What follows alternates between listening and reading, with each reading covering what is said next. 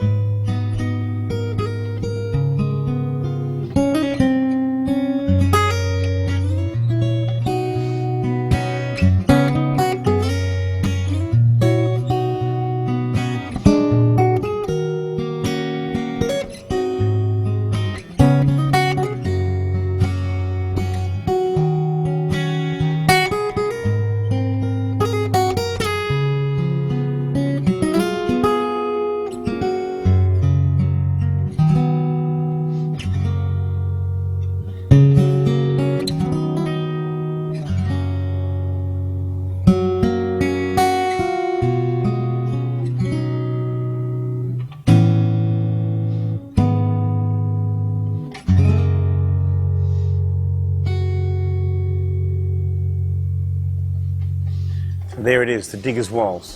The hardest part about playing this song is all the sustaining. And that takes strength to have that kind of control. So don't be surprised if you think this song is easy to play and you learn it and you struggle with it for a while. And it's probably because of that fact that you really need the strength to hold on to everything so that everything sustains beautifully. So let me just lead you through it.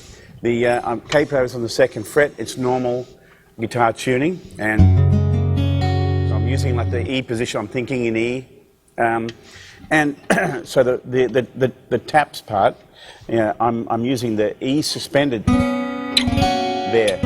So you get, and they all ring into one another. Hear that?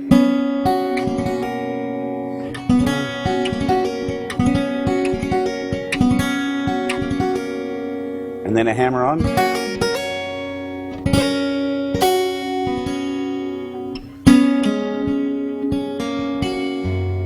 And what I did just right there is I I let the harmony off a little early and then brought it back on. And when you listen to this, then the next section.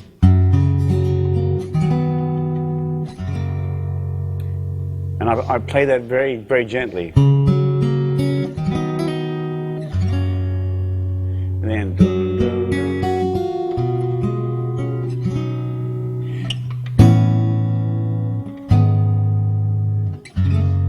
Then I switch to the. Now I'm setting the time up. And you'll see that I'm using my thumb again.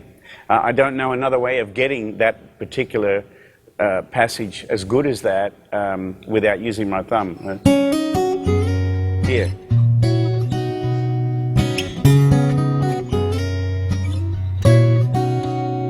And now that's like a augmented. And again, I'm covering two strings with one finger. So if you can't do that, then you'll have to find another way of doing it, or grow yourself another finger.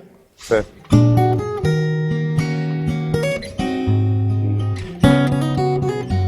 The bridge. Now I play this little, this part here, I play it a little stronger, and I purposely wrote this melody here so it had a kind of old-fashioned sound to it. There's a part in it I'll point out. So A,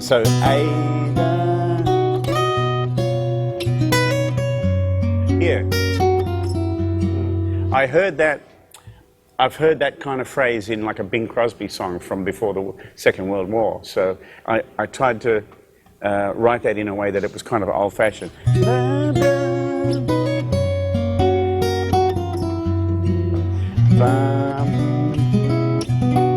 Now, so I don't resolve it there until the very last beat of that bar.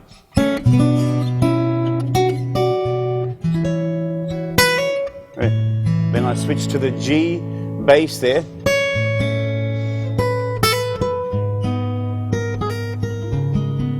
And the second time I get to that point, I pause there, right? And then I set it up to come back into time again. I'll just do that one more time for you. So this is the second bridge.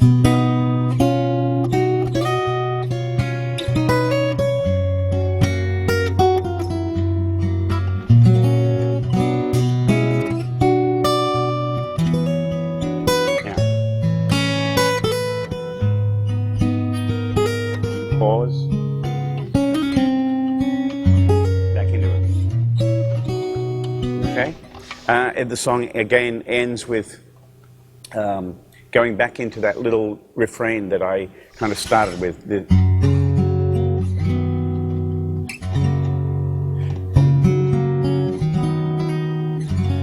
And it's really that part of the song is to tell a story. It's like it's telling you something at the beginning and at the end.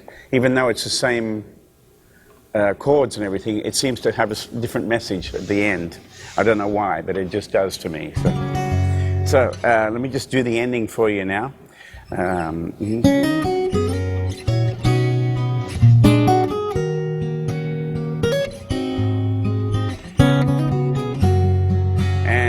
C sharp. Now you don't have to play. I don't have to play the whole chord. I'm just playing the fifth string, third string, and first string. Now we switch to the, and I do a little slide down with my little finger there, and it sets me up nicely on that B chord. You watch. Then I slide up. Right, so I'll get those.